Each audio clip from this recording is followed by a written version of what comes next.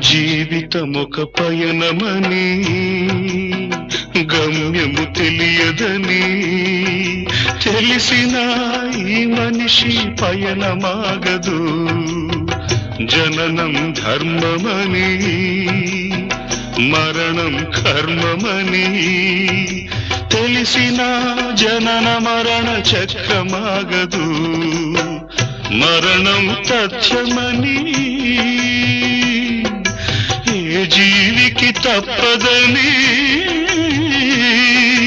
తెలిసిన ఈ మనిషి తపనాగదు.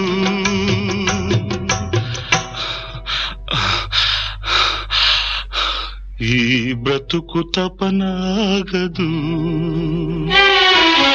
ఆగదు ఏ నిమిషము నీ కోసము